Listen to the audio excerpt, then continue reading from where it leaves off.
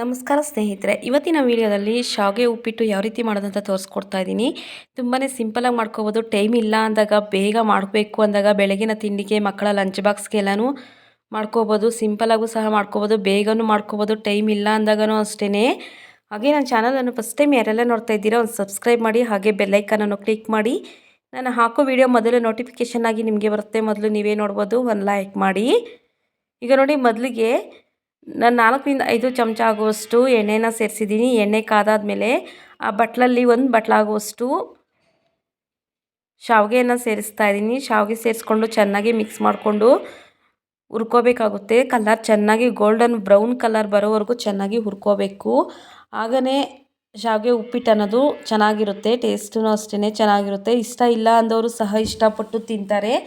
ನೋಡಿ, golden brown colour ಬರೋವರೆಗೂ ಚೆನ್ನಾಗಿ ಹುರ್ಕೋಬೇಕಾಗುತ್ತೆ. ಎಣ್ಣೆಯಲ್ಲಿನೇ ಕೈ ಬಿಡದೆ ಹಾಗೆ ಮಿಕ್ಸ್ ಮಾಡಿಕೊಂಡು ನೋಡಿ, ಈಗ ಚೆನ್ನಾಗಿ ಕಲರ್ ಬಂದಿದೆ. ಈ ರೀತಿ ಹುರ್ಕೊಳ್ಬೇಕಾಗುತ್ತೆ. ಇದನ್ನು ಸೈಡ್ಗೆ ತೆಗೆದಿಟ್ಕೊತಾ ಇದ್ದೀನಿ. ಈಗ ಮತ್ತೆ ಅದೇ ಬಾಣಲಿಗೆ ಒಗ್ಗರಣೆ ಮಾಡ್ಕೋಬೇಕಾಗುತ್ತೆ. ನೋಡಿ, 1 ಸೌಟ್ ಆಗುವಷ್ಟು ಎಣ್ಣೆಯನ್ನು ಸೇರಿಸ್ತಾ ಇದ್ದೀನಿ.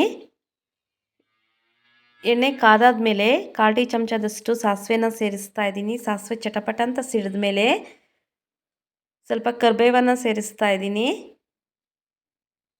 ಹಾಗೆ 4 ಈರುಳ್ಳಿಯನ್ನು, ಮೀಡಿಯಮ್ ಸೈಜಲ್ಲಿರುವಂತಹ 4 ಈರುಳ್ಳಿಯನ್ನು ಮೀಡಿಯಮ್ ಆಗಿ ಕಟ್ ಮಾಡ್ಕೊಂಡಿದ್ದೀನಿ. ಜಾಸ್ತಿ ಸಣ್ಣಕ್ಕೇನು ಕಟ್ ಮಾಡ್ಕೊಂಡಿಲ್ಲ, ಹಾಗಂತ ಜಾಸ್ತಿ ದಪ್ಪದಾಗಿನೂ ಕಟ್ ಮಾಡ್ಕೊಂಡಿಲ್ಲ, ಮೀಡಿಯಮ್ ಆಗಿ ಕಟ್ ಮಾಡ್ಕೊಂಡಿದ್ದೀನಿ.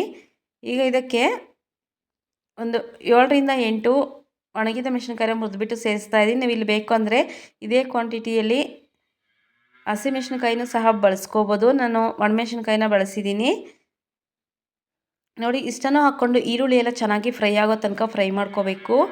ಈರುಳ್ಳಿ ಜಾಸ್ತಿ ಹಾಕಿದ್ದೀನಿ, ಟೇಸ್ಟ್ ಅನ್ನೋದು ಚೆನ್ನಾಗಿರುತ್ತೆ. ನಾನು ಯಾವ ಬಟ್ಲಲ್ಲಿ ಶಾವಿಗೆನ ಸೇರಿಸಿದ್ದೀನೋ ಅದೇ ಬಟ್ಲಲ್ಲಿ 2 ಬಟ್ಲಾಗುವಷ್ಟು ಬಿಸಿನೀರನ್ನು ಸೇರಿಸ್ಕೊಂಡಿದ್ದೀನಿ. ಆ ಬಟ್ಲಲ್ಲಿ 2 ಬಟ್ಲಾಗುವಷ್ಟು ಬಿಸಿನೀರನ್ನು ಸೇರಿಸ್ಕೊಂಡಿದ್ದೀನಿ. ಆ ವಿಡಿಯೋ ಮಿಸ್ ಆಗಿದೆ, ಅದರಿಂದ ಹಾಗೇ ತೋರಿಸ್ತಾ ಇದ್ದೀನಿ. ಹಾಗೆ ರುಚಿಗೆ ತಕ್ಕಷ್ಟು ಉಪ್ಪನ್ನು ಸೇರಿಸ್ತಾ ಇದ್ದೀನಿ. ಸೇರಿಸ್ಕೊಂಡು ನೀರು ಚೆನ್ನಾಗಿ ಕಾಯ್ತಾ ಇರಬೇಕು. ಟೇಸ್ಟ್ ನೋಡಿಬಿಟ್ಟು ಉಪ್ಪೇನಾದರೂ ಸಾಲಿಲ್ಲ ಅಂದರೆ ಒಂಚೂರು ಉಪ್ಪು ಹಾಕ್ಕೋಬೇಕಾಗುತ್ತೆ.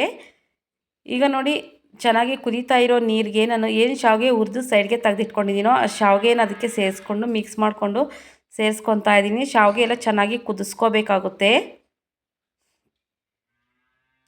ನಾನು ಎಷ್ಟು ಶಾವಿಗೆ ಹಾಕಿದ್ದೀನೋ 1 ಬಟ್ಲಿಗೆ 2 ಬಟ್ಲಾಗೋಷ್ಟು ನೀರನ್ನು ಸೇರಿಸಿದ್ದೀನಿ ಅಷ್ಟೇ. ಅಷ್ಟು ಹಾಕ್ಕೊಂಡ್ರೆ ಚೆನ್ನಾಗಿರುತ್ತೆ. ಜಾಸ್ತಿ ಗಟ್ಟಿನೂ ಆಗಲ್ಲ, ಮೆತ್ತಗೇನೂ ಆಗಲ್ಲ, ಮೀಡಿಯಮ್ ಆಗಿರುತ್ತೆ. ಒಂದು ಸತಿ ಟ್ರೈ ಮಾಡಿ ನೋಡಿ. ತುಂಬಾ ಸುಲಭವಾಗಿ ಸಹ ಮಾಡ್ಕೋಬೋದು. ಟೇಸ್ಟೂ ಅಷ್ಟೇ ಚೆನ್ನಾಗಿರುತ್ತೆ. ಶಾವಿಗೆ ಚೆನ್ನಾಗಿ ಹುರ್ಕೊಳ್ಳೋದ್ರಿಂದ ಟೇಸ್ಟ್ ಅನ್ನೋದು ಚೆನ್ನಾಗಿ ಬರುತ್ತೆ. ಶಾವಿಗೆ ಉಪ್ಪಿಟ್ಟಿಗೆ ರವೆ ಉಪ್ಪಿಟ್ಟಿಗಿಂತ ಶಾವಿಗೆ ಉಪ್ಪಿಟ್ಟು ಟೇಸ್ಟ್ ಅನ್ನೋದು ಚೆನ್ನಾಗಿರುತ್ತೆ. ಈಗ ಇದಕ್ಕೆ ಒಂದು ಸ್ವಲ್ಪ ಕೊತ್ತಂಬರಿಯನ್ನು ಸಣ್ಣದಾಗಿ ಹಚ್ಚಿಬಿಟ್ಟು ಹಾಕ್ಕೊತಾ ಇದ್ದೀನಿ. ಇಷ್ಟನ್ನು ಹಾಕ್ಕೊಂಡು ಒಂದು ಸತಿ ಎಲ್ಲ ಮಿಕ್ಸ್ ಮಾಡ್ಕೊಂಡ್ರೆ ಆಯಿತು. ಶಾವಿಗೆ ಉಪ್ಪಿಟ್ಟು ರೆಡಿಯಾಗಿದೆ. ಒಂದು ಸತಿ ಟ್ರೈ ಮಾಡಿ ನೋಡಿ. ಇದೇ ರೀತಿ ತುಂಬ ಚೆನ್ನಾಗಿರುತ್ತೆ, ಟೇಸ್ಟಿಯಾಗೂ ಸಹ ಇರುತ್ತೆ. ಈ ಟೈಮಲ್ಲಿ ಏನಾದರೂ ಉಪ್ಪು ಏನಾದರೂ ಸಾಲಿಲ್ಲ ಅಂದರೆ ಒಂಚೂರು ಟೇಸ್ಟ್ ನೋಡಿಬಿಟ್ಟು ಉಪ್ಪು ಹಾಕ್ಕೊಂಡ್ರೆ, ಸ್ವಲ್ಪ ಪುಡಿ ಉಪ್ಪು ಹಾಕ್ಕೊಂಡು ಮಿಕ್ಸ್ ಮಾಡ್ಕೊಂಡ್ರೆ ಆಯಿತು. ಉಪ್ಪು ಖಾರ ಎಲ್ಲ ಚೆನ್ನಾಗಿರುತ್ತೆ.